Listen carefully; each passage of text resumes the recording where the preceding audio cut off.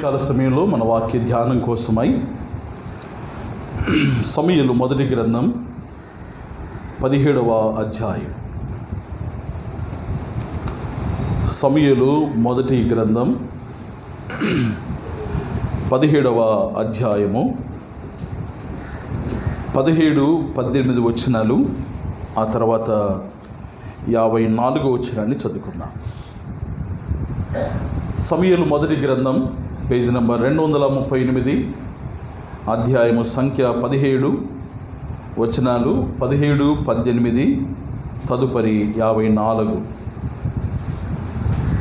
యెష్షయి తన కుమారుడైన దావీదును పిలిచి, నీ సహోదరుల కొరకు వేయించిన ఈ గోధుమలలో ఒక తూమెడును ఈ 10 రొట్టెలను తీసుకొని దండులోనున్న నీ సహోదరుల దగ్గరకు త్వరగా పొమ్ము. మరియు ఈ 10 జున్నుగడ్డలు తీసుకుని పోయి వారి సహస్రాధిపతికిమ్ము. నీ సహోదరులు క్షేమముగా ఉన్నారో లేదో సంగతి తెలుసుకొని వారి యొద్ద నుండి ఆనవాలు 1 తీసుకుని రమ్మని చెప్పి పంపివేసెను. 54 వచనాన్ని చదువుతున్నాను. అయితే దావీదు ఆ ఫిలిష్తీయుని ఆయుధములను తన డేరాలో ఉంచుకొని అతని తలను తీసుకొని యెరూషలేమునకు వచ్చెను. అతని తలను తీసుకొని యెరూషలేమునకు వచ్చెను. ప్రభునందు ప్రియ సహోదరి సహోదరులారా, మనము గత కొన్ని వారాలుగా దావీదు జీవితాన్ని గురించి ధ్యానం చేస్తూ వస్తూ ఉన్నాం.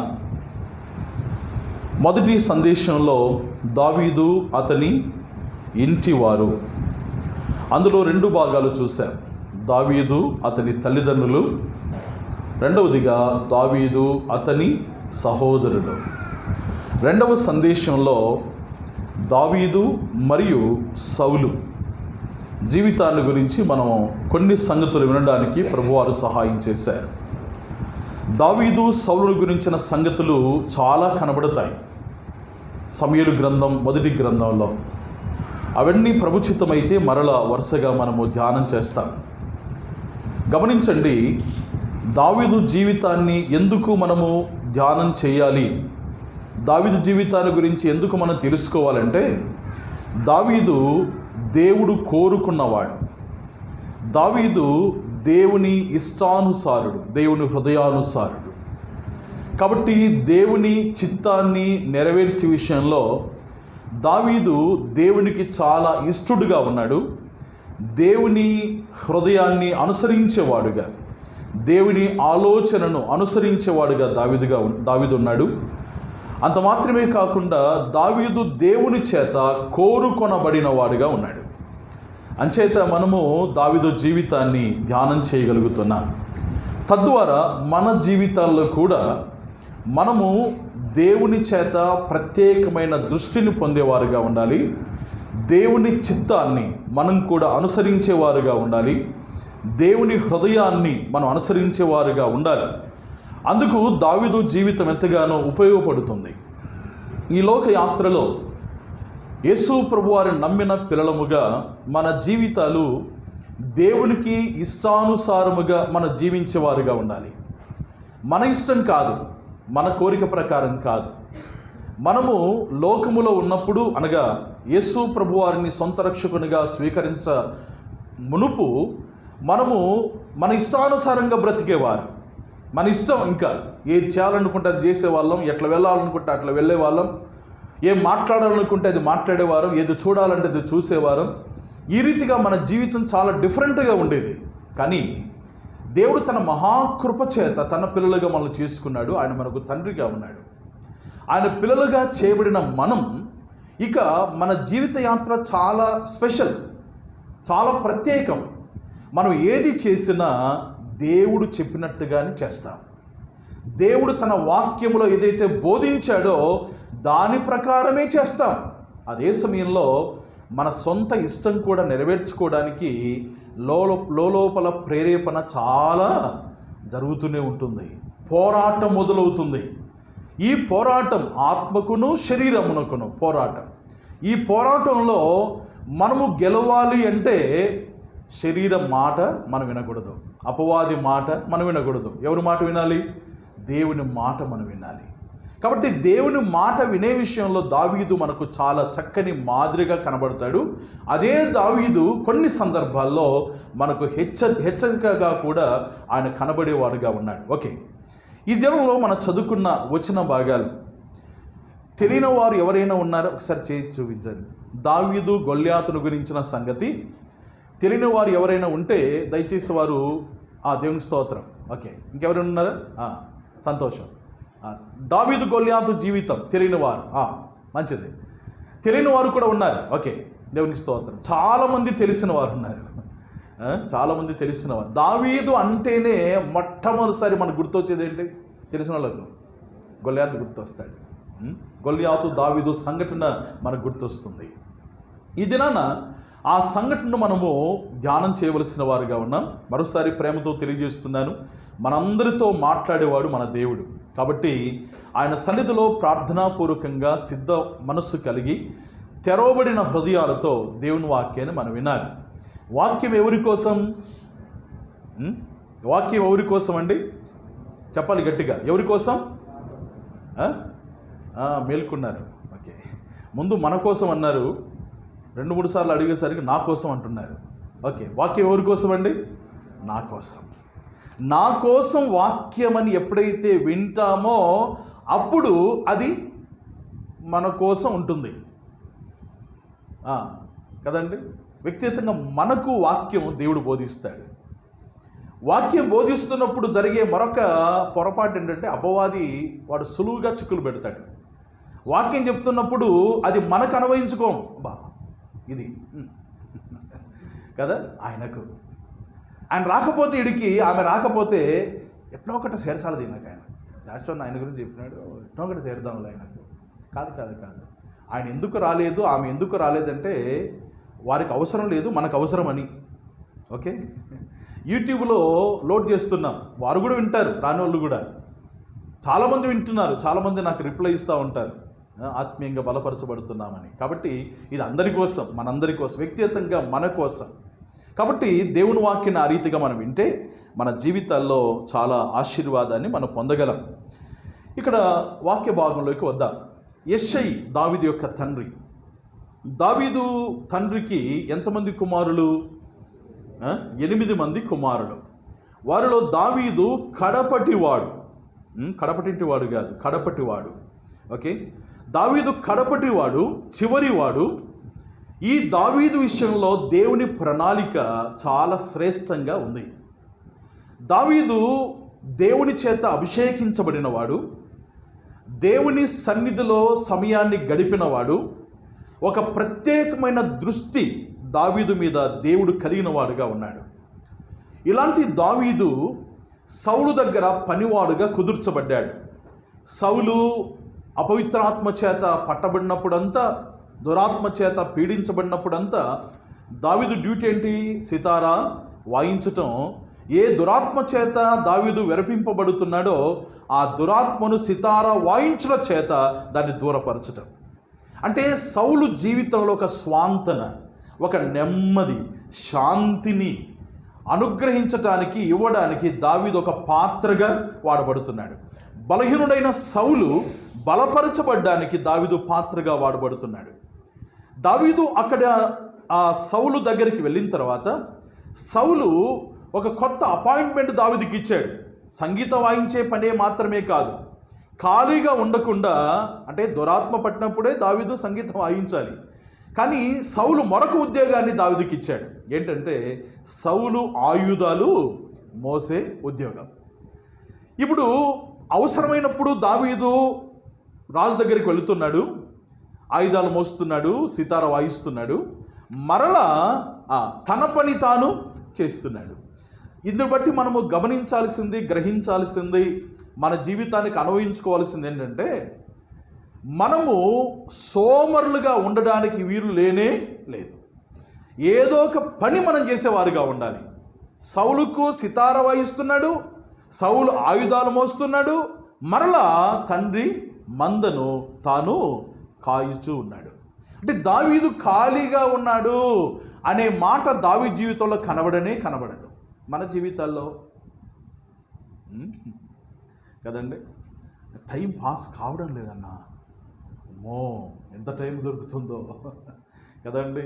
దేవుని పిల్లలుగా ఏదో ఒక పని మనం కలిగిన వారుగా, పని లేకపోతే ఏం జరుగుతుందంటే దేవుని కొరకు మనము జీవించటానికి సమయం లేకుండా అపవాది చేస్తాడనమాట. పని మీద ఉన్నామా దేవుని గణపరుస్తా, పని లేకుండా ఉన్నామా సోమరులుగా ఉన్నామా మన జీవితం మీద అపవాది ప్రభావం చాలా ఉంటుంది. యోసేపు శోధన ఎట్లా జయించగలడు ఎవరైనా చెప్పండి? చాలాసార్లు విన్నదే, పని మీద ఉన్నాడు గనుక శోధన జయించగలిగాడు. అదే పని లేకుండా ఊరికి ఇంట్లోకి పోయిండా అని రాయబడి ఉంటే ఆమె చేతిలో ఖచ్చితంగా చిక్కిపోయేవాడే. పని మీద లోపలికి వెళ్ళాడు గనుక శోధనను జయించగలిగాడు. కాబట్టి దేవుని పిల్లలుగా మనము సోమరులుగా ఉండడానికి లేనే లేదు. సెలవా, పండగ సెలవు వచ్చిందా అమ్మయ్య అనుకోవడానికి లేదు. సెలవు ఉంటే ఇంకా బిజీగా ఉండాలి. కొన్ని పత్రికలు చేతబట్టుకొని బజార్లో పోయి పంచుతే కదండి, అదొక పని. ఇంట్లో కూర్చొని దేవుని వాక్యాన్ని ధ్యానం చేయడం ఒక పని, మోకరించి ప్రార్థన చేయడం ఒక పని, ఇంట్లో వారికి పనిలో సహకరించడం ఒక పని. ఖాళీగా మాత్రం కదా ఐడియల్గా ఉండకూడదండి.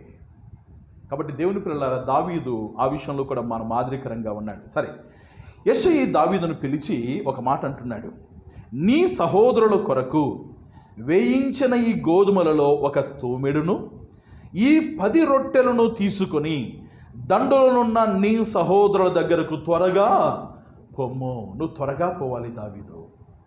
ఎందుకు త్వరగా పోవాలి? నీ సహోదరులు యుద్ధానికి వెళ్ళారు సౌలు వెంట.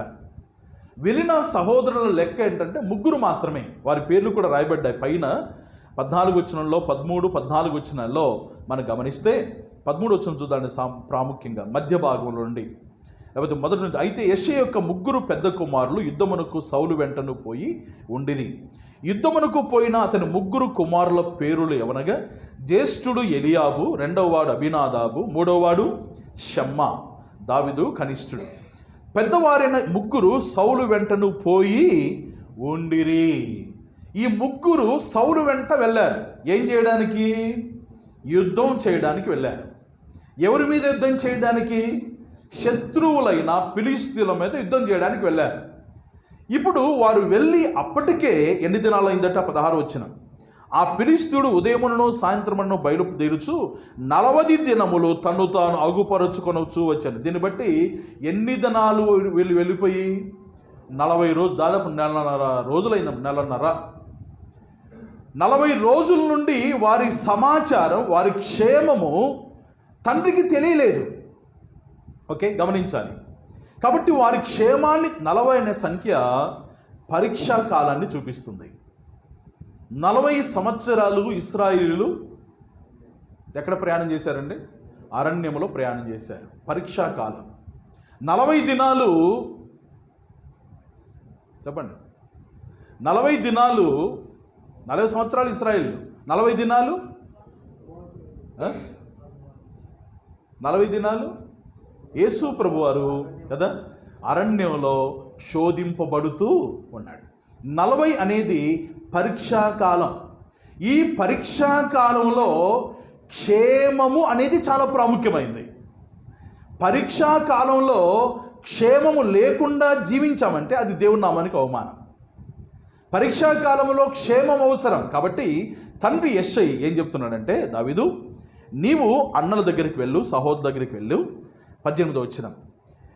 మరియు ఈ 10 జున్నుగడ్డలు తీసుకుని పోయి వారి సహస్రాధిపతికేమో నీ సహోదరులు, గమనించాలన్నమాట, నీ సహోదరులు క్షేమముగా ఉన్నారో లేదో సంగతి తెలుసుకొని వారి యొద్ద నుండి, ఎక్కడికైతే నువ్వు వెళుతున్నావో, ఎవరి దగ్గరికైతే నువ్వు వెళుతున్నావో, ఎవరిని చూడ్డానికి నువ్వు వెళుతున్నావో, ఎవరి క్షేమాన్ని విచారించడానికి వెళుతున్నావో, ఎవరి క్షేమాన్ని విచారించడానికి నేను నిన్ను పంపుతున్నానో వారి దగ్గర నుండి ఆనవాలు ఒకటి నువ్వు తీసుకురావాలి.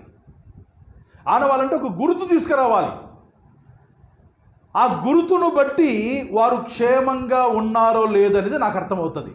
ఊరికి నువ్వు చెప్పడం కాదు, ఏ డాడీ బాగున్నారు డాడీ వాళ్ళు అమ్మ అన్నోళ్ళు ముగ్గురు అని చెప్పడం కాదు. వాళ్ళకేం చాలా బాగున్నాను, నేను తీసిపోయిన రొట్టెలు 10 ఒకటి కూడా వేయకుండా నాకు తిన్నారు, జుండగడలు సహస్రవాదిగా ఉంటే వీళ్ళే తినేసినారు, గోల్మలు కూడా తూమెడు వీరే తినేసినారు అని దావీదు చెప్పి వారి క్షేమాన్ని గురించిన వివరణ ఇస్తే సరిపోదు. ఉట్టి వివరణలు సరిపోవు, ఒకటి కనబడాలి గుర్తు. అది తండ్రి అడుగుతున్నాడు. ఆనవాలు ఒకటి తీసుకోరు. ఆనవాలంటే ఒక గుర్తు. అక్కడి నుంచి ఒక వస్తువు కానీ వారిచ్చే ఒక వస్త్రము కానీ ఏదో ఒక రకమైన గుర్తు తీసుకొని వచ్చి ఎవరికి చూపించాలి? పంపించిన తండ్రికి చూపించాలి. పంపించిన తండ్రికి చూపిస్తే అప్పుడు వారు క్షేమంగా ఉన్నారో లేదని తండ్రికి అర్థమవుతుంది. కాబట్టి ఆనవాలు ఒకటి తీసుకురమ్మని దావీదును అక్కడ 18 చివరి భాగం కనబడుతుంది, పంపివేసెను. అంటే పంపింది ఎవరు? తండ్రి పంపించాడు. వచ్చింది ఎవరు? దావీదు వచ్చాడు. ఎందుకోసం వచ్చాడు?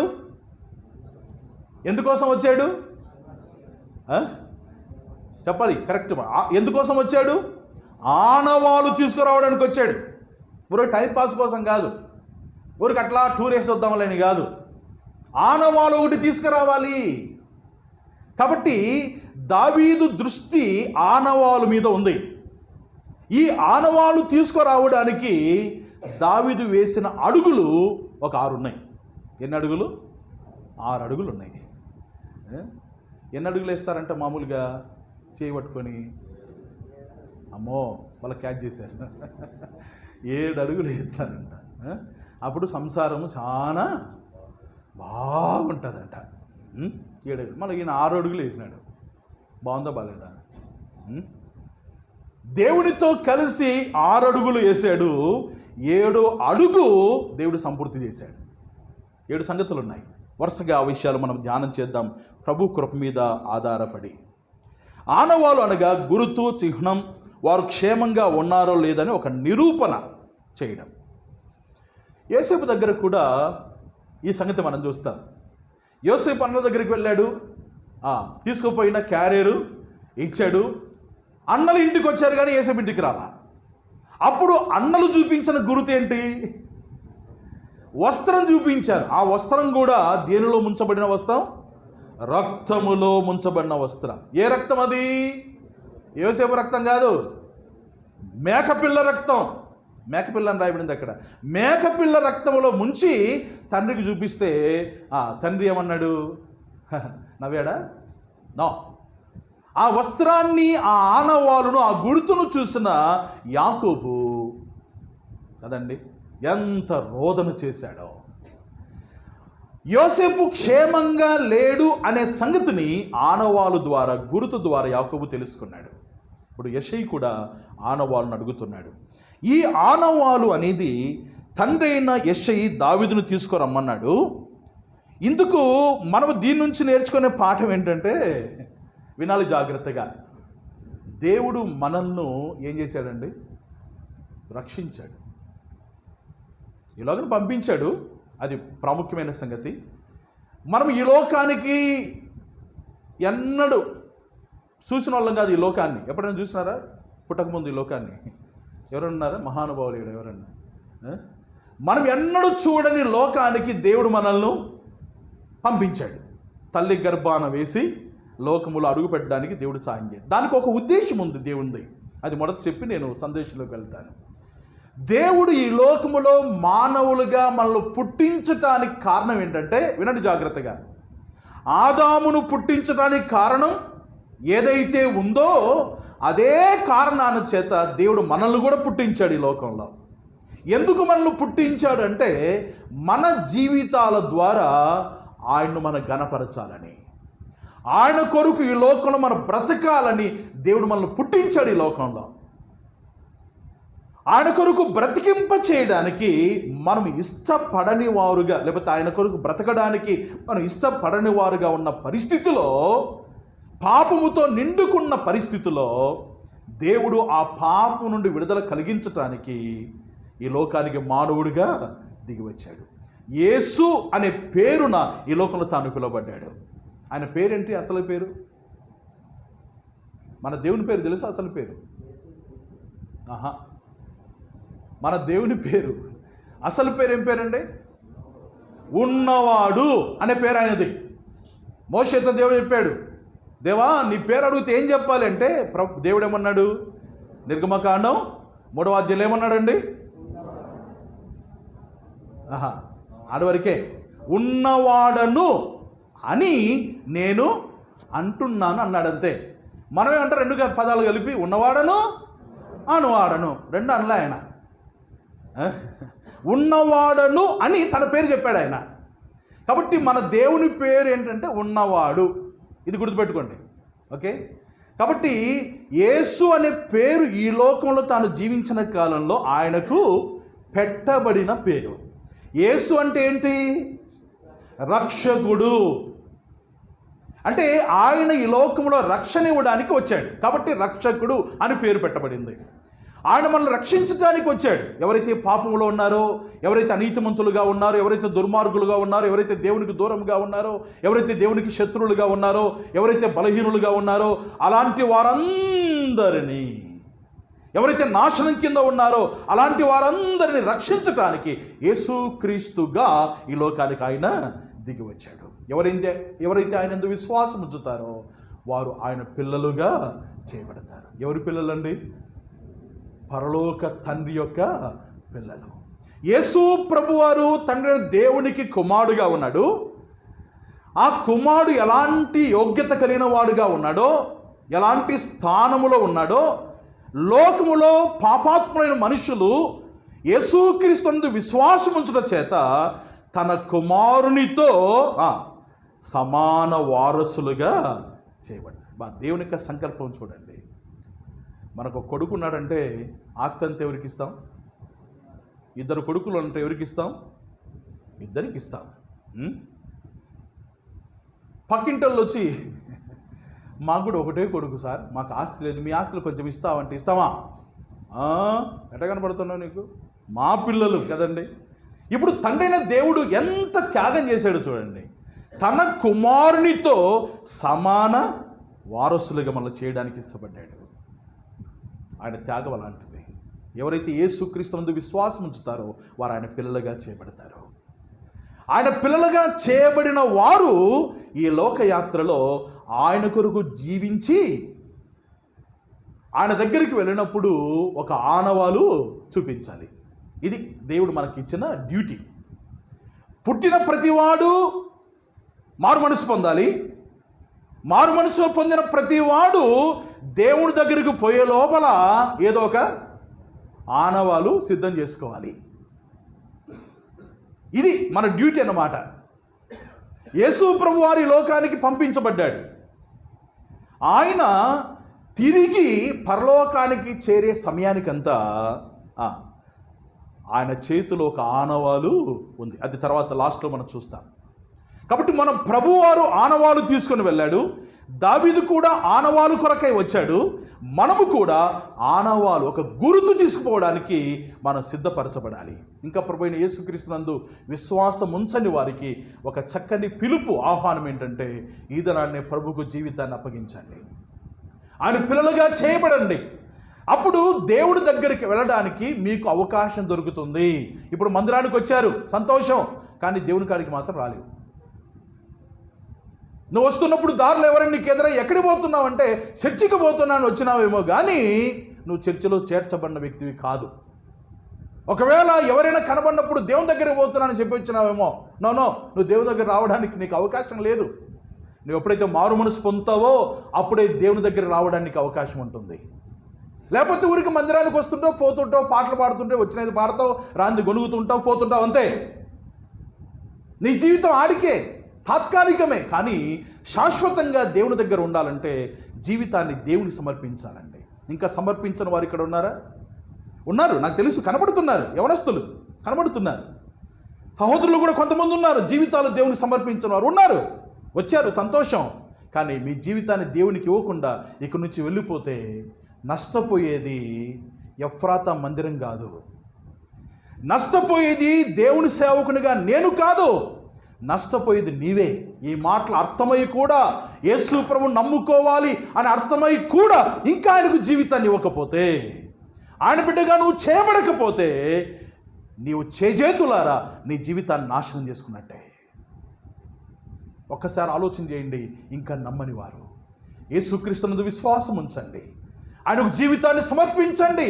ఆయన పిలుస్తున్నాడు 2 చేతులు చాపి, గాయపడిన హస్తాలు చాపి, ప్రయాసపడి భారం మోసుకొనుచున్న సమస్తమైన వారులారా, మీ వయసుతో నిమిత్తం లేదు, మీ జ్ఞానముతో నిమిత్తం లేదు, మీ చదువుతో నిమిత్తం లేదు, మీ ఆస్తి అంతస్తులతో నిమిత్తం లేదు, సమస్త జనులారా నా దగ్గర రండి, నేను మీకు విశ్రాంతి కలుగజేస్తానంటున్నాడు. ఉదయకాల సమయంలో ఆయన పిలుపుకు నువ్వు లోబడతావా? ఆయన బిడ్డగా చేయబడతావా? ఆయన నిన్ను ఎందుకు ఈ లోకంలో జన్మింపచేశాడో, ఈ లోక ప్రవేశాన్ని ఎందుకు దేవుడు నీకు ఇచ్చాడో ఆ ఉద్దేశాన్ని నువ్వు నెరవేర్చే బిడ్డగా ఉండాలి. ఆయన ద్వారా నువ్వు బ్రతుకుతున్నావు, ఆయన ద్వారా పోషించబడుతున్నావు, ఆయన ద్వారా నువ్వు జీవిస్తూ ఉన్నావు, ఆయన ద్వారా నువ్వు చలిస్తూ ఉన్నావు, ఆయన ఇచ్చిన ఊపిరిని పీల్చుకుంటూ ఉన్నావు. ఆయన కొరకు జీవితాన్ని సమర్పించకపోతే ఎంత నష్టం నువ్వు పొందుతావు. ఒక్కసారి ఆలోచన చేయి. ప్రియ యవనస్తులారా, చెరొచ్చిన సహోదరులారా, జీవితాన్ని గురించి ఆలోచన చేయండి. దేవునికి జీవితాన్ని అప్పగించండి. నమ్మిన వారు దేవుని దగ్గరికి వెళుతున్నప్పుడు ఏం తీసుకుని వెళ్ళాలండి? ఆనవాలు తీసుకుని వెళ్ళాలి. అది ఆయన ఆశించిన ఆనవాలు. మనం యాదంటే తీసుకుపోయి చూపించినాం అనుకో, దేవుడు సంతోషపడతాడా? ప్రభువా, నేను లోకంలో ఉన్నప్పుడు సెల్ ఫోన్ వస్తానే కొన్నానైనా, ఇది మొదటి సెల్ ఫోను. 2 సంవత్సరాలకు మళ్ళీ స్మార్ట్ ఫోన్ వస్తే అది కూడా కొన్న తండ్రి, ఇది 2వ ఫోను. కొండోది అది పగిలిపోతే మళ్ళీ 3వది కొన్నదేవా, ఇది 3వ ఫోను అని 3 ఫోన్లు తీసుకుపోయి చూపించినాం అనుకో, దేవుడు ఏమంటాడు? నిన్ను ఫోన్ల కోసం కాదు రక్షించింది అంటాడు దేవుడు.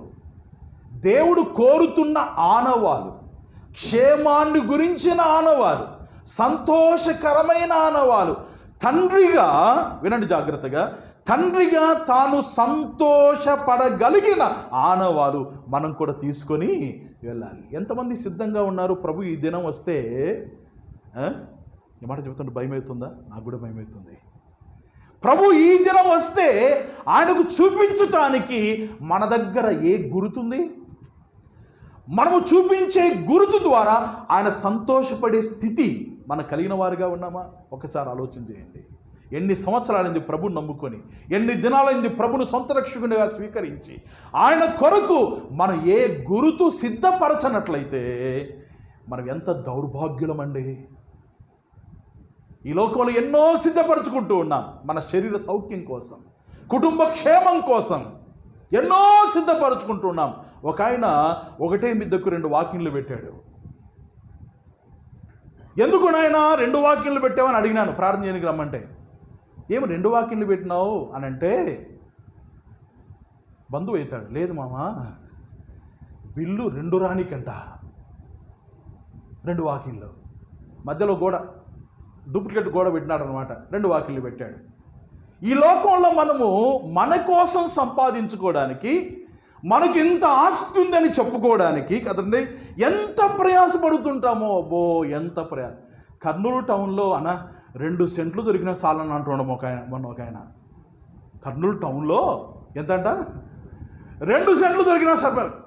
ఎందుకన్నా అంటే కర్నూలులో స్థలం ఉందని చెప్పుకుంటే విలువ అన్నా అంటున్నాడు. అమ్మో ఎంత ఆశనో. మంచిదే, కాదని కాదు నేను అనడంలా. 2 సెంట్లు కాదు, 20 సెంట్లు కొనండి, నో ప్రాబ్లం. డబ్బులు ఇచ్చాడా దేవుడు, కొనండి, నో ప్రాబ్లం. కానీ ఇక్కడ మాత్రం మనం శాశ్వతంగా ఉండం. దేవుడి దగ్గరికి వెళ్ళినప్పుడు అది శాశ్వతమైంది, ఆ జీవితం శాశ్వతమైంది. అక్కడ మనం వెళ్ళినప్పుడు మన చేతిలో ఏదో ఒక గుర్తు ఉండాలి. దావీదు గుర్తు ఏంటండి? ఆనవాలు ఏం తీసుకొని వచ్చాడు? చదువుకున్నాం 54వ వచనంలో. తన డేరాలో ఆయుధాలు ఉంచుకొని అతని ఏం తీసుకున్నాడండి? దావీదు తీసుకొని వచ్చిన ఆనవాలు ఏంటో తెలుసా? తండ్రికి చూపించటానికి గొల్యాతు తల తీసుకొని వచ్చాడు. ఇప్పుడు చూచిన తండ్రి ఏం రా తలకాయ తెచ్చినావు అని ఏడుస్తాడా? ఇది అసలైన క్షేమాన్ని చూపించేది, సహోదరుల క్షేమాన్ని కదండి. ఏ క్షేమాన్ని అయితే తండ్రి ఆశించాడో, ఏ శత్రువుల చేతిలో సహోదరులు ఓడిపోకూడదని, తన కుమారులు ఓడిపోకూడదని, ఇశ్రాయేలు ఓడిపోకూడదని ఆశించాడో, ఏ శత్రువుల చేతిలో విజయాన్ని పొందాలని ఆశించాడో, ఆ తండ్రి సంతోషపడే విధంగా ఒక్కసారి మనం ఊహిద్దాం, ఆలోచన చేద్దాం. బైబిల్ రాయబడలేదు కానీ దావీదు తలను తీసుకొని తండ్రి దగ్గరికి వెళ్ళాడు. వెళ్ళినప్పుడు తండ్రి ఎదురుగా వస్తున్నప్పుడు దావీదు ఒక్కసారి తలను చూపించాడు. ఇప్పుడు తండ్రి ఏం చేసి ఉంటాడండి? తండ్రి ఒకసారి ఊహించండి, తండ్రి ఏం చేసి ఉంటాడు? పరిగెత్తుకొని వచ్చి, నా కుమారుడా ఎంత గొప్ప కార్యం చేశావు, నేను ఊహించని ఆనవాలు, నేను ఎక్స్పెక్ట్ చేయని ఆనవాలు నువ్వు తెచ్చావే. ఆ తండ్రి ఎంత మురిసిపోయి ఉంటాడో, ఎంత సంతోషపడి ఉంటాడో, ఎంత ఆనందపడి ఉంటాడో ఒక్కసారి ఆలోచన చేద్దాం. మన కొరకు ప్రాణం పెట్టిన మన తండ్రి అయిన దేవుడు ఆ విధంగా సంతోషపడవలసిన బాధ్యత మన మీద లేదా? మన కొరకే రక్తము కార్చి మన కొరకే త్యాగం చేసిన ఆ ప్రభువారిని ఆ రీతిగా మనం సంతోషపెట్టే మనస్సు మనకు లేదా? ఈ దినాన దేవుడు మాట్లాడుతుండగా అలాంటి మనస్సుతో ఇక్కడి నుండి వెళదాం. దేవుని వాక్యం చేత పొడవబడిన వారముగా, దేవుని వాక్యము చేత గృచ్చబడిన వారముగా, దేవుని వాక్యము చేత నరకబడిన వారముగా ప్రభు పాద సన్నిధిలో మార్పు పొందిన మనస్సుతో ఇక్కడి నుండి మనం వెళ్ళడానికి దేవుడు సహాయం చేయునుగాక. ఏమప్పలు మీరంతా? మన దేవుడు మన నుండి కోరుతున్నాడండి. ఈ ఆనవాలు పాఠభాగంలోకి వద్దామని ఎన్నిసార్లు చెప్పినాను? ఎంచుకుంటారు మీరు, నాకు తెలుసు. ఓకే, ఇప్పుడు ఈ ఆనవాలు తీసుకురావడానికి దావీదు వేసిన మొదటి అడుగు. ఓకే, 20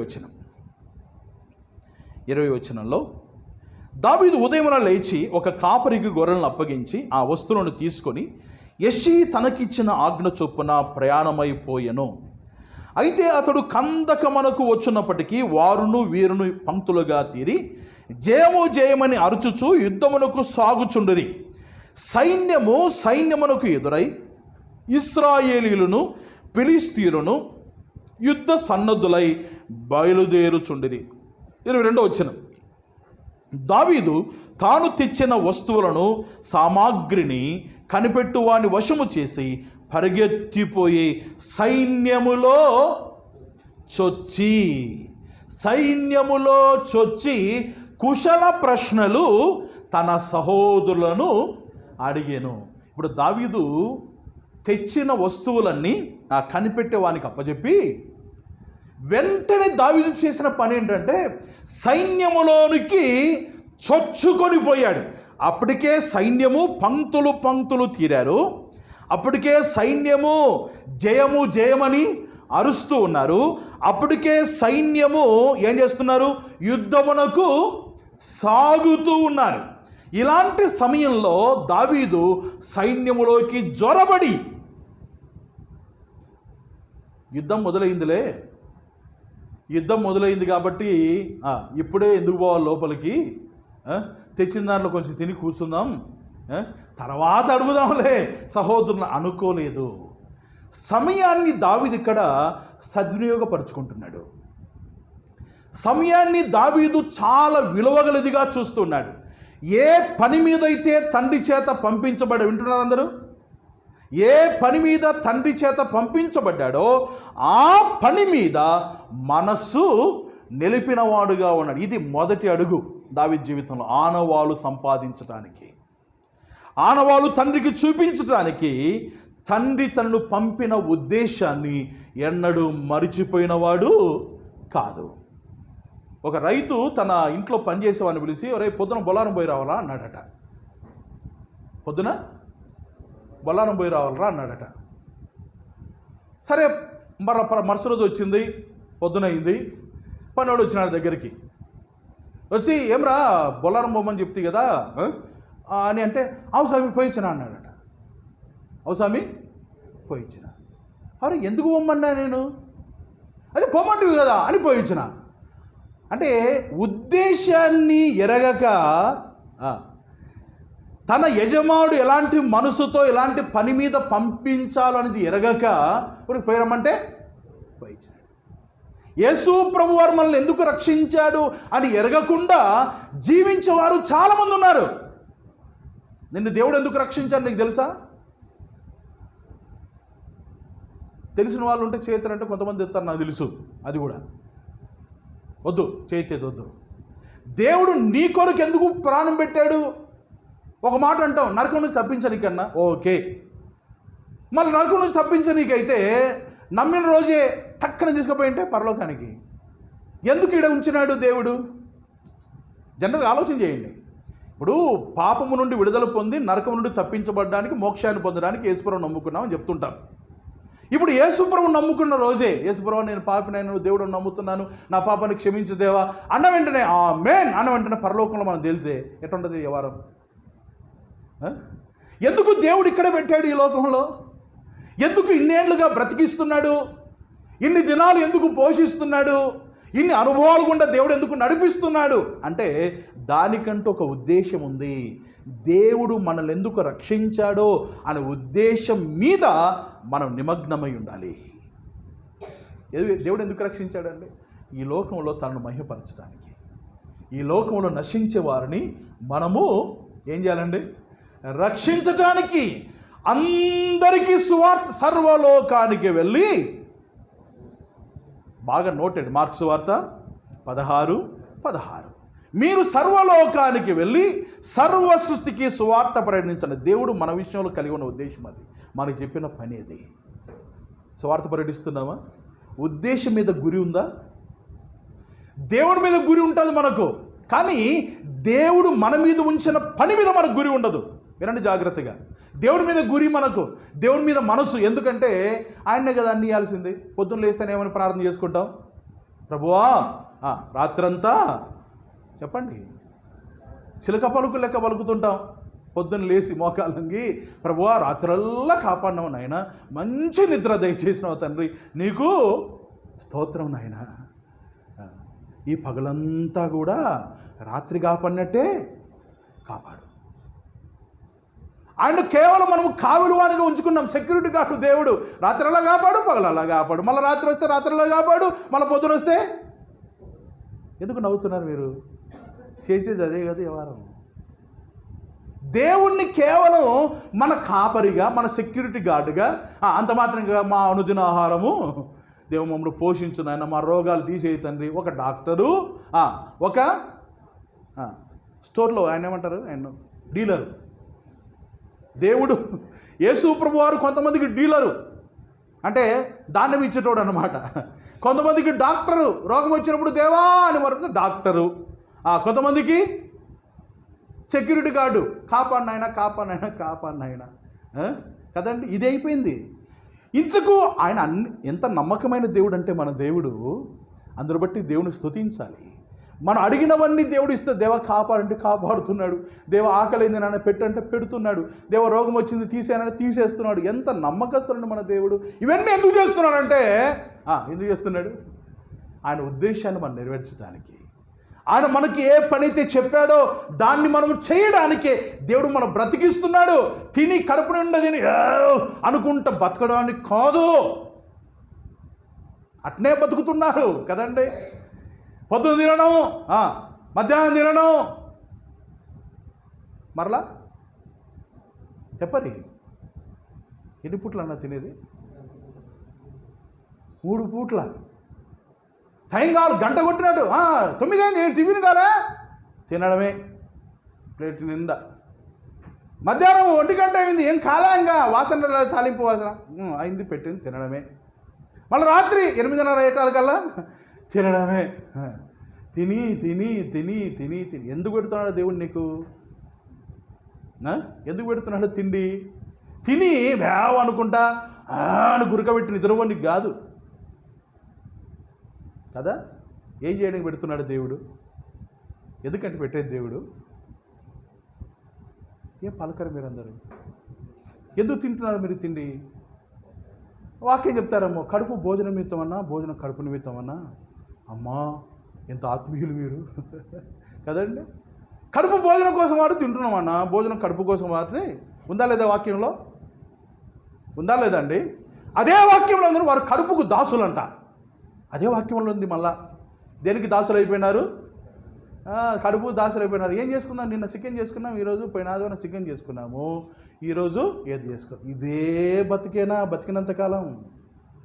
మళ్ళీ క్రిస్మస్ వస్తుంది, పోయినసారి 2 జతలు గుట్టించుకున్నాం, ఈసారి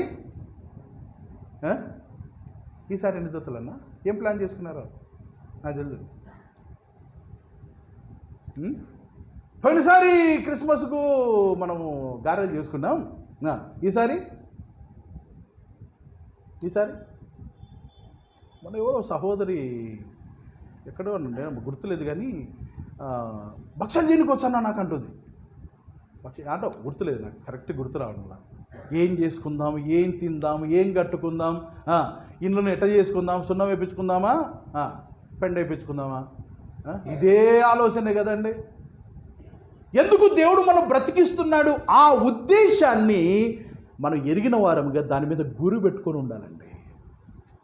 యేసు ప్రభు వారు యెరూషలేముకు వెళ్ళాడు 12 ఏళ్ల వయసులో. తెలుసు కదండి మనకందరికి. పోయినాడు లేదా? ఎంతమంది చూసినారు? చూడలేదు ఎవరు? నేను చూసిన బైబిల్లో. ఓకే, 12 ఏళ్ల వయసులో యేసు ప్రభు వారు యెరూషలేము వెళ్ళాడు. దేవాలయంలో కూర్చొని ఉన్నాడు. తల్లిదండ్రులు ఈయన విడిచిపెట్టి పోయినారు. ఇంకా వాళ్ళ దావ వాళ్ళది, ఎప్పుడెప్పుడు ఇంటికి పోదామా అని. ఇప్పుడు కూడా మీ దావ మీదే, ఇంక ఎప్పుడెప్పుడు ముగుచాదే చెప్పాలి. కొంతమంది ఆమెన్ అనకముందే ఆడ ఉంటారు బయట. ఈ నుంచి ఎవరు తరుముతుంటారు ఎవరు అర్థమే కాదు. ఆమెన్ అనకముందే బయట ఉంటారు. నేను సునీతక్క పైకి పోయినాక ఫలాలను వచ్చిండ్రా అబ్బా అని అడుగుతుంటే అసలు గుర్తే రాదు. ఎప్పుడు పోయింటారు బయటికి, టక్కన పోయింటారు కదండి. కొంత సమయం దేవుడి సందులో గడుపుదాం, దేవునితో గడుపుదాం, పరిశుద్ధులతో గడుపుదాం, అందరిని పలకరిద్దాం. ఒకసారి ఒకరొకరు వందాలు చెప్పుకోరు, పక్కన వాళ్ళకి చెప్పండి అన్న, పక్కన వాళ్ళకి వందాలు చెప్పుకోండి ఒకసారి, చెప్పుకోండి రైట్. ఇప్పుడు చెప్పుకున్నారు కదా అందరు వందనాలు. ప్రార్థన అయిపోయిన తర్వాత అందరూ వందనాలు చెప్పుకుంటున్నారా? ఇప్పుడు నేనేదో ఇన్ని నుంచి ప్రియులారా మీకందరికీ వందనాలు అంటే వందనాలు చెప్పండి కూడా గొంతు రాదు కొంతమందికి కదా. ఇంకా ప్రార్థన అయిపోయినాక కూడా వందనాలు చెప్పండి ఉంటారా ఇక్కడ ఒకరునా? కొంతమంది ఆసక్తిగా ఉండి అన్న వందనాలన్నా, బాగున్నారన్న, ఆరోగ్యం బాగుందా, మీరు బాగున్నారా, మేము బాగున్నాం అనుకొని సరిపోతుంది. కొంతమంది అస్సలకు నీవెవరో నేనెవరో, మందిరానికి వచ్చిన వాళ్ళు ఎవరో నేనెవరో పోతూనే ఉంటారు. అంతే, ఏం సంబంధం లేకుండా సమయం గడపరండి. ఏం చెప్తాను నేను?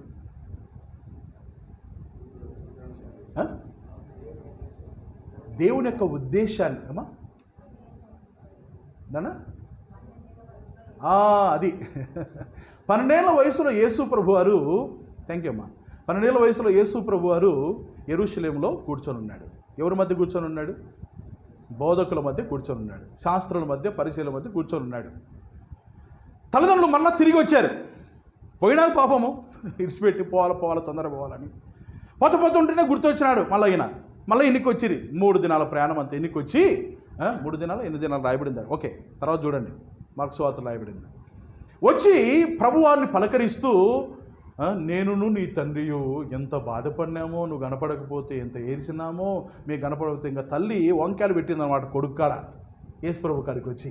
అప్పుడు యేసుప్రభు ఏమన్నారు? నా తండ్రి పని మీద ఉండవాలని మీరు ఎరగరా.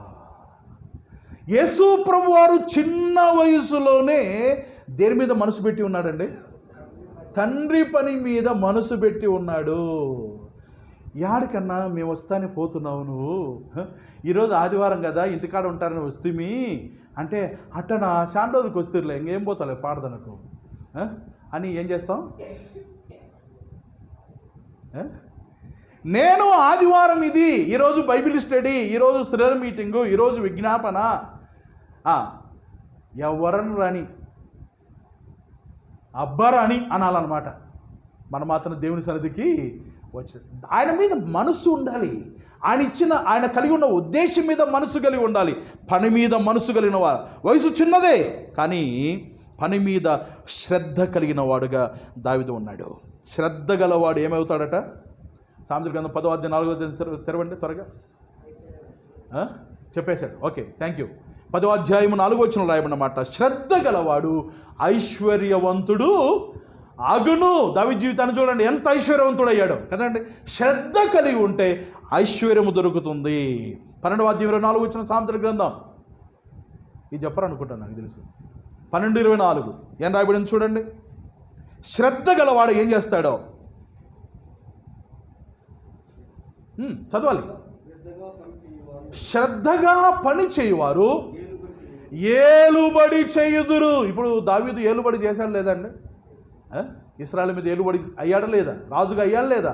దేన్ని బట్టి? శ్రద్ధను బట్టి. మనం కూడా ప్రభు దగ్గరికి వెళ్ళిన తర్వాత ప్రభు మనల్ని కూడా వేళ్ల రాజ్యంలో ఏం చేస్తాడండి? ఏలికలుగా చేయాలి అంటే ఇక్కడ ఏం చేయాలి? శ్రద్ధ కలిగి ఉండాలి. అర్థమవుతుందా? శ్రద్ధ కలిగి ఉండాలి. శ్రద్ధగా లేకపోయినామా అక్కడ పోయిన తర్వాత ఏలుబడి ఉండదు. అందరు ఏలుతుంటే మనము ఏలుక పాములు ఉంటాయి చూడండి. ఏలుక పాములు ఎట్ట నడుస్తాయో తెలుసా మీకు? ఏలుక పాములు ఇట్టంటే మనకి, ఇట్టంటే ఇట్ట. మనం కూడా అందరు ఏలుబడి చేస్తున్నాం. ఏలుక పాములు లెక్క ఇటు చూడడం ఇట్టడం, ఇటు చూడడం ఇట్టడం, అందరు చేస్తుంటే ఏలుబడి. అర్థమైంది చెప్పింది? లోకల్ భాషలు చెప్తున్నా నేను, గ్రాంధిక భాషలు చెప్పడంలా. ఏలుబడి చేయాలంటే భవిష్యత్ కాలంలో వేళ్ల రాజ్యంలో మనమేనండి చీఫ్ మినిస్టర్లము, మనమే మంత్రులము, మనమే ముఖ్యమంత్రులము, అంతా మనదే. అధికారులమంతా మనమే. రాజులైన అనే మాట అప్పుడు నెరవేరుతుంది అనమాట వేళ్ల కాలంలో. అప్పుడు ఏలుబడి చేయాలంటే ఇప్పుడు ఏం చేయాలి? శ్రద్ధ కలిగి ఉండాలి. శ్రద్ధ కలిగి ఉండాలి. శ్రద్ధ గలవాడు ఏలుబడి చేస్తాడు. శ్రద్ధ గలవాడు ఐశ్వర్యంతో అవుతాడు. 13వ అధ్యాయం 4 వచ్చిన చూడండి, సామెతల గ్రంథం 13:4. గట్టిగా శ్రద్ధ గలవారి ప్రాణము ఎట్లుంటుందంట? పుష్టిగా ఉంటుంది. పని మీద మనసు గలవాడు కదండి చురుకుగా ఉంటాడు, ఆరోగ్యం బాగుంటుంది. పనిలేని సోమరికి ఆరోగ్యం ఏమి ఉంటుంది? అంటే కాలు నొచ్చదు అంటాడు, కడుపు నొచ్చింది అంటాడు, ఇప్పుడు పీకుతుంది అంటాడు. ఎందుకు? ఊరు కూర్చోండి, పీక్కుండా ఏమవుతుంది కదండి? ఊరికి నొప్పులు అంటాడు, ఇంకా నొప్పులు కాకుండా ఏమవుతుంది? శ్రద్ధ గలవాడు పుష్టిగా ఉంటాడని అర్థం ఏంటి? పని చేసేటోడు ఉంటాడనమాట. అప్పుడు ఆరోగ్యం ఉంటుంది. కొంతమంది సోమర్లుగా ఉండి రోగాలన్నీ మీద తెచ్చుకొని ఉంటారు. ఇంకా నర్సులు కూడా ఎట్లా ఉంటుంది అంటే వాళ్ళు ఇంకా కాటికి నడుస్తారంట. అదేందో సామెత అది. కాటికి నడిచినట్టు అంటే సావుకు నడిచినట్టు నడుస్తుంటారు అన్నమాట. మందిరానికి వచ్చినప్పుడు కూడా నిదానంగా నిబ్బరంగా పోదామా పోవద్దా, ఏమో వస్తున్నారు ఎవరన్నా లేదా, ఇదే కదండి. శ్రద్ధ లేనే లేదు. శ్రద్ధ గలవారు పుష్టిగా ఉంటారంట. ఎట్లా? పుష్టిగా. Okay, right. చూడండి, తీతు గ్రంథం 3వ అధ్యాయం 14 వచ్చిన తర్వాత దేవుని పిల్లలుగా దేవుని ఉద్దేశాన్ని మనం ఏ రీతిగా చేయాలో అనే మాటకు రాయబడి తీతు గ్రంథం, తీతు పత్రిక 3వ అధ్యాయం 14 వచ్చిన. తీతు పత్రిక 3:14 త్వరగా తెలియదా? తీతు 3:14 సత్క్రియలు ఎట చేయాలంట? శ్రద్ధగా చేయాలి. ఇప్పుడు ఒకటి వినండి, తీయకుండా పర్వాలేదు, వినండి. మనము దేవుని చేత నియమించబడిన వారం లోకంలో, దేవుని ఉద్దేశాన్ని నెరవేర్చేవారం లోకంలో. దేవుని పని అది సత్క్రియ, అది మంచి కార్యం. దీనికంటే మించిన కార్యం ఏదైనా ఉందా? ఒకసారి చెప్పండి. దేవుని సువార్తను ఇతరులకు చెప్పి వారిని కూడా దేవుని వైపు తిప్పేదానికంటే మించిన పని లోకంలో ఏదైనా ఉందా? మీకు తెలిసింది చెప్పండి. ఏదైనా ఉందా?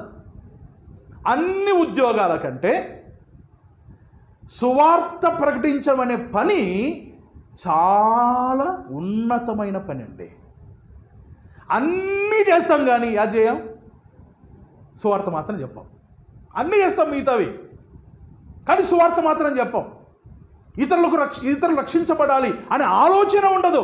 ఎంతమందితో మాట్లాడుతుంటామో, ఎంతమంది నమస్తేలు చెప్తూ ఉంటారో, ఎంతమందిని పలకరిస్తుంటామో కదండి, ఎంతమంది క్షేమ సమాచారం అడుగుతూ ఉంటామో. ప్రతిరోజు ఒక్కరోజు లెక్క పెట్టుకోండి. ఈరోజు ఆదివారం కదా, సరే రేపు సోమవారం ఒక్కరోజు మీరు ఎంతమందితో మాట్లాడారు? ఫోన్లో కావచ్చు, ముఖాముఖి కావచ్చు. ఎంతమందితో మాట్లాడారో ఒకసారి లెక్క పెట్టుకోండి. దినానికి ఎంతమందితో మాట్లాడారు? ఈ ఈ మాట్లాడిన ఒక ఉదాహరణ 10 మంది అనుకుందాం. ఈ 10 మందిలో ప్రభువును నమ్మని వారు ఎంతమంది? ప్రభువును నమ్మని వారు ఎంతమంది లెక్కేసుకోండి. ఈ ప్రభువును నమ్మని వారు ఒకవేళ 6 మంది అనుకుందాం. ఈ ప్రభువును నమ్మని 6 మందిలో మనము ఎంతమందికి ప్రభు గురించి చెప్పాం? ఒకరోజే, రేపే లెక్కేసుకోండి. రేపు ఎంతమందిని కలుస్తారు మీరు? అందులో ప్రభువును నమ్ముకున్న వాళ్ళు ఎంతమంది? ప్రభును నమ్మని వారు ఎంతమంది? ప్రభు నమ్మని వారిలో ఎంతమందికి మనము యేసు ప్రభు గురించి చెప్పారు? ఇది లెక్కేసుకోండి, చాలు, బాగుపడతాం. దేవుని సువార్తను మనం ప్రకటించే బాధ్యత దేవుడు మనకి ఇచ్చాడు. సత్క్రియను ఎట్ట చేయాలంటండి? శ్రద్ధగా చేయాలి. నేను ఈ మధ్య చెప్పాను, ఉదయకాలం లేచిన వెంటనే మన ప్రార్థనలో 4 అంశాలు ఉండాలి. నంబర్ 1, దేవా చెప్పండి, ఈ దినం ఎందుకు బతికించావో ఆ ఉద్దేశాన్ని నెరవేర్చిన ఆయన.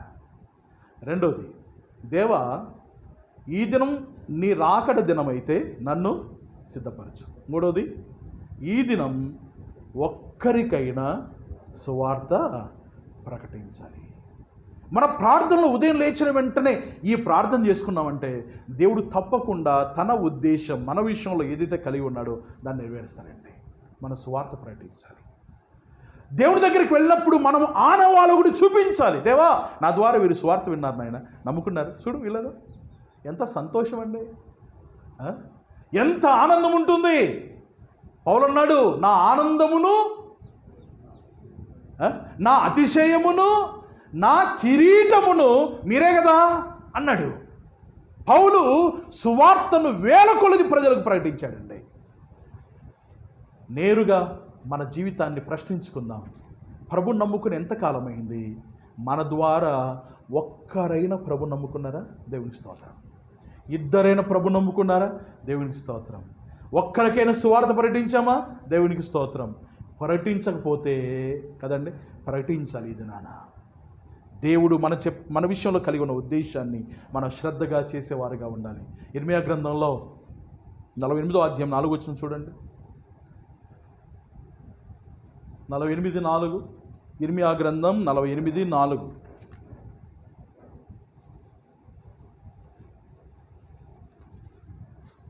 ఇర్మియా గ్రంథం 48:4 చదవాలి గట్టిగా.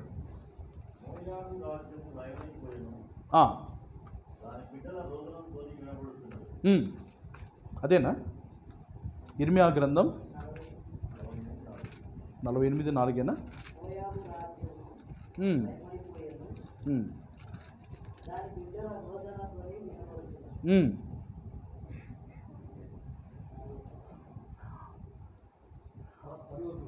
10వ వచనమా?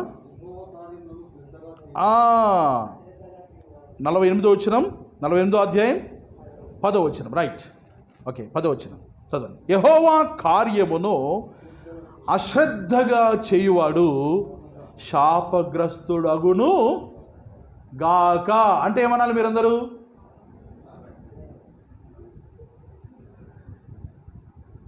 గాక అంటే ఏమనాలి మామూలుగా? అంతేనా? ఇప్పుడు చదువుతున్నాను. యెహోవా కార్యమును అశ్రద్ధగా చేయువాడు శాపగ్రస్తుడవునుగాక. తెలుస్తవుతా దేవుని వాక్యం ఎంత సూటిగా మాట్లాడుతుంది చూడండి. దేవుని కార్యాన్ని అశ్రద్ధగా చేస్తే మనమే ఏం చేసుకున్నట్టండి? శాపగ్రస్తులుగా చేసుకున్నట్టు. ఎవరైనా మనకు కనపడినారంటే మన బాధలు కరువు చెప్పుకుంటున్నాం కదండి. దరిద్రం. నువ్వు దేవుని నమ్ముకున్న బిడ్డగా దేవుని నమ్ముకోని వ్యక్తికి నీ బాధలు చెప్పుకున్నావు, వాడు ఎప్పుడు దేవుని నమ్ముకుంటాడు? అంతేనండి. దేవుని నమ్ముకున్న వ్యక్తిగా దేవుని నమ్మని వాడు నీకు ఎదురవుతే, నమ్మని వ్యక్తి నీకు ఎదురవుతే, దేవుని గురించి చెప్పకపోతే, అశ్రద్ధ చూపితే అలాంటి వాడు ఏమవుతాడండి? శాపగ్రస్తుడు. ఎందుకు మన జీవితాల్లో ఆశీర్వాదాన్ని పొందలేకపోతున్నాం? ఎందుకు హృదయాంతరంగంలో నెమ్మది లేని పరిస్థితి ఉంటుందంటే సువార్త చెప్పగానే, సువార్త చెప్పి చూడండి, ఆ రోజంతా ఎట్లా ఉంటారంటే ఇంకా ఉల్లసించి గంతులేస్తారు. సువార్త చెప్పి చూడండి ఒకరికి, ఎంత సంతోషం ఉంటుందో, ఎంత తృప్తి ఉంటుందో మనసులో, ఎంత ఆనందం ఉంటుందో మనసులో. దేవుడు మన విషయంలో పెట్టిన భారాన్ని, ఆయన ఉద్దేశాన్ని మనము నెరవేర్చేవారు, దాని మీద గురి పెట్టుకునే వారంగా ఉండాలి. దావీదు ఆనవాలు సంపాదించడానికి మొదట వేసిన అడుగు ఏంటంటే పని మీద తను ఏం కలిగి ఉన్నాడు? శ్రద్ధ. తండ్రి ఏ ఉద్దేశంతో పంపించాడో, ఏ పని కోసమైతే పంపించాడో ఆ పని మీద తాను శ్రద్ధ కలిగిన వాడుగా ఉన్నాడు. తల వంచండి, ప్రార్థన చేద్దాం. ఎన్ని సంగతులు ఉన్నాయి? 6 సంగతులు అని చెప్పాను. ఎన్ని విన్నాం ఇప్పుడు? ఒక్కటే విన్నది. ప్రభుచిత్తమైతే మరలా మిగతా సందేశాన్ని మనం విందాం. అందరూ తలలు వంచండి ప్రభు పాద సన్నిధిలో. దేవుడు ఈ ఉదయకాల సమయంలో మనతో మాట్లాడి ఉంటుండగా, ఆయన పిల్లలముగా చేయబడిన మనం, ఆయన రాజ్యానికి వారసులుగా చేయబడిన మనం, ఆయన మన మీద ఉంచిన పని, మనకు అప్పజెప్పిన పని ఎంతవరకు చేస్తున్నాం? దేవుని పని విషయంలో ఆశ గలవారంగా ఉన్నామా? ఆసక్తి గలవారుగా ఉన్నామా? శ్రద్ధ కలిగిన వారంగా ఉన్నామా? వారు యుద్ధ సన్నద్ధులై సాగిపోతున్నా, వారు ఎంత బిజీగా ఉన్నా యుద్ధ భూమిలో, దావీదు మాత్రం సైన్యములోకి చొచ్చి ఎవరేమనుకుంటారని ఆలోచన చేసుకోకుండా, ఏం జరుగుతుందో, నేను చొచ్చిపోతే లోపలికి, నేను లోపలికి జ్వరబడితే ఏం జరుగుతుందని ఆలోచన చేయకుండా దావీదు తండ్రి తనకు చెప్పిన మాట తన చెవుల్లో గింగురుమంటుండగా ఆనవాలు కోసమై తాను ప్రయత్నం చేశాడు. లోపలికి వెళ్ళాడు, కుశల ప్రశ్నలు తను అడిగాడు. తండ్రి చెప్పిన పనిని నెరవేర్చడానికి మనస్సు నిలిపినవాడు దావీదు. దేవుని పిల్లలుగా మన జీవితాలు ఎట్లా ఉన్నాం ఒకసారి ఆలోచన చేద్దాం. ఒక్కసారి ఆలోచన చేద్దాం. ఆయన పిల్లలుగా ఆయన చేత ఎంతో కృప పొందుతున్నాం. నేటి వరకు కూడా మనం బ్రతికించబడ్డామంటే కేవలం ఆయన కృప మాత్రమే. ఈ సమయం వరకు కూడా ప్రభు సన్నిధికి చేరి వచ్చామంటే ఆయన కృప మాత్రమే. ఆయన మనం పోషిస్తున్నాడు, సంరక్షిస్తున్నాడు, కాపాడుతున్నాడు, భద్రపరుస్తున్నాడు, నడిపిస్తున్నాడు. అనేక విధాలుగా దేవుడు మనకు సహాయపడుతుండగా ఆయన పని ఏ రీతిగా చేస్తున్నాం, ఆయన మనకు చెప్పిన పని విషయంలో మన బాధ్యత ఏంటి ఒకసారి ఆలోచన చేద్దాం.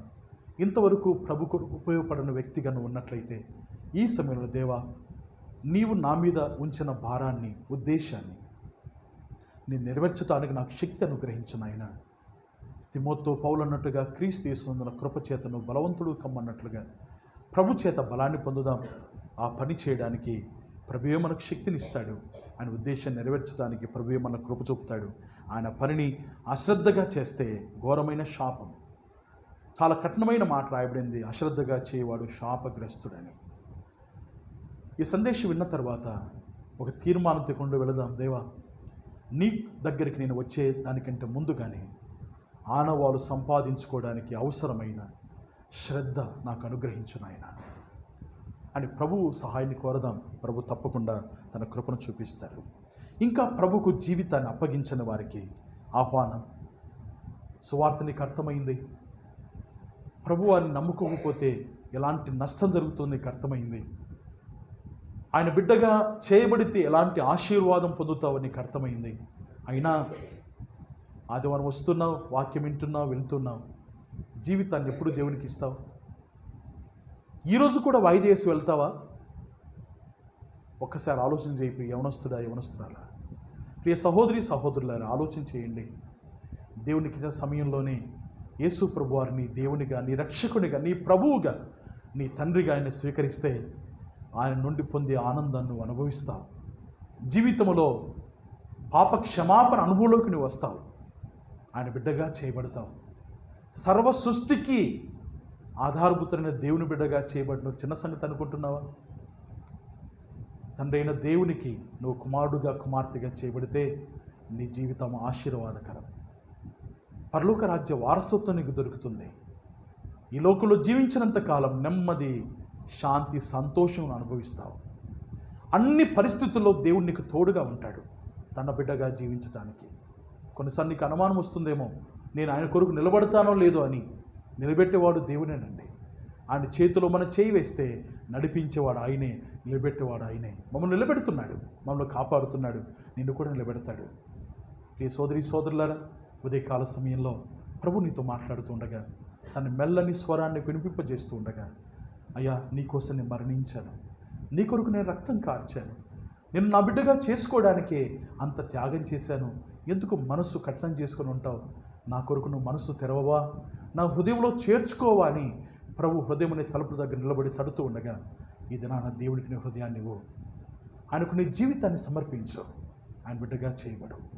చేయవలసినంత ఒకటే, యేసు ప్రభువా నువ్వు నిజమైన దేవుడని నమ్ముతున్నాను, నా పాపాన్ని క్షమించయ్యా అని దేవుని సన్నిధిలో ప్రార్థన చేస్తే దేవుడు తప్పక నీ జీవితాన్ని క్షమిస్తాడు, తన బిడ్డగా చేసుకుంటాడు, నీకు ప్రభువుగా, నీకు దేవుడిగా ఆయన ఉంటాడు. ఎవరైనా అలాంటి ఆశ గలవారు ఉన్నట్లయితే మీ చేతి చూపించండి, మీ కొరకు నేను ప్రార్థన చేయడానికి సహాయకరంగా. ఎవరైనా ఉన్నారా? దేవుడిచ్చిన అవకాశాన్ని వాయిదా వేయవద్దు. ఈ వాక్యం నీకు అర్థమైంది, దేవునితో మాట్లాడుతుండగా. ప్రభునందు ప్రియ సోదరి సోదరులారా, ఎవరైనా ఉన్నారా? చేతి చూపించండి. ఇంతకుముందు చేతిన వారు కాదు, క్రొత్తగా ఈ దినాన దేవుని వాక్యం నీ జీవితాన్ని దేవుని సమర్పించాలని ఇష్టపడుతున్నవారు, ఏ సిగ్గుపడకూడదు. నీ జీవితం నీది, నీ బ్రతుకు నీది. నువ్వు నాశనం వెళ్ళకుండా దేవుడు నిన్ను పిలుస్తుండగా చేయి చూపి, అమ్మా దేవుడు నిన్ను దీవించునుగాక తల్లి, చేయించండి. ఇంకెవరైనా ఉన్నారు? ఇంకెవరైనా నాకు కనబడినట్లుగా చేయి చూపించండి. ఇంకెవరైనా ఉన్నారా? ఆలస్యం చేయవద్దు. దేవుడు ఇది నీకు మంచి సమయముగా అనుగ్రహించాడు. ఆలస్యం చేయకుండా, ఏమాత్రం ఆలస్యం చేయకుండా నీ చేతి చూపించవలసిందిగా ప్రభుపేట మనవి చేస్తున్నాను. ఇంకెవరైనా ఉన్నారా? నీకు వాక్యం అర్థమైతే నీ ఏ వయసైనా పర్వాలేదు, వాక్యం అర్థమైందా? జీవితాన్ని దేవుని సమర్పించి. ఎవరైనా ఉన్నారు? నేను చివరి అడుగుతున్నాను, ప్రార్థన చేయబోతున్నాను. ఇంకా అమ్మా దేవుడు నిన్ను దీవించును గాక. ఇంకెవరైనా ఉన్నారా? చేయి చూపించండి. చేయి తినవారు మీరున్న స్థలంలో ఒక్కసారి లేచి నిలబడండి. నేను చివరి ప్రార్థన చేయబోతున్నాను. చేయి తినవారు ఒక్కసారి మీరు లేచి నిలబడండి. మీరున్న స్థలంలోని లేచి నిలబడండి. ఇంతకుముందు తీర్మానం చేసిన వారు కాదు, నూతనంగా ఈ దినాన జీవితాన్ని దేవుని సమర్పించడానికి ఇష్టపడుతున్నవారు, చేయి తినవారు, చేయతకపోయినా పర్వాలేదు, మీరున్న స్థలంలో మీ జీవితాన్ని దేవుని సమర్పించడానికి మీరు ఇష్టపడితే మీరు లేచి నిలబడండి. ప్రార్థన. ప్రియ తండ్రి, మీ నామానికి స్తోత్రాలు. దావీదు ఆనవాలు అన్న అంశంలో శ్రేష్టమైన మాటలు ఈ దినాన మీరు మాకు తెలియజేసినందుకు మీకు స్తోత్రం. యెషయి కుమారునిగా దావీదు తన తండ్రి చెప్పిన పనిని నెరవేర్చడానికి, ఆనవాలు తీసుకురావడానికి ఏ రీతిగా శ్రద్ధ వహించాడో అన్న సంగతిని మీరు మాకు తేటగా తెలియజేసినందుకు మీకు స్తోత్రాలు. దేవా, నిజంగా దావీదు ఎంత శ్రద్ధ గలవాడో, ఎంత ఆసక్తి గలవాడో, తండ్రి కోరిన కోరిక తీర్చటానికి తాను ఎంత ప్రయాసపడ్డాడో మీరు మాకు బోధించారు నాయన. మీకు స్తోత్రాలు. మీ పిల్లలముగా ఈ లోకములో మీరు మమ్మల్ని ఉంచారు, మా జీవితాన్ని పొడిగిస్తున్నారు. మీ కొరకు మేము ప్రయాసపడుతూ మీ సన్నిధికి చేరే లోపల ఆనవాలు మేము కూడా సంపాదించిన వారంగా, మీదట నిలబడినప్పుడు సిగ్గు పడనక్కర్లేని పనివారముగా మేము కనబడడానికి మీరే సహాయించవలసిందిగా వేడుతూ, ఇది నాన్న తమ జీవితాలు మీకు సమర్పించిన బిడ్డలను బట్టి మిమ్మల్ని స్తుతిస్తున్నాం, మిమ్మల్ని గణపరుస్తున్నాం, వారిని మీకు అప్పచెప్తున్నాం. మీ కొరకు నమ్మకంగా జీవించడానికి మీరే సహాయించవలసిందిగా వేడుతూ, ప్రాణప్రియుడు చెరువచ్చిన వారందరిని బట్టి మీకు స్తోత్రాలు. పేరు పేరు వరుసన మీరు దీవించండి. గ్రామాల నుండి అనేక మంది ప్రజలు మీరు నడిపించారు, పట్టణము నుండి అనేక ప్రాంతాల నుండి బిడ్డలు మీరు నడిపించారు. మీకు స్తోత్రాలు.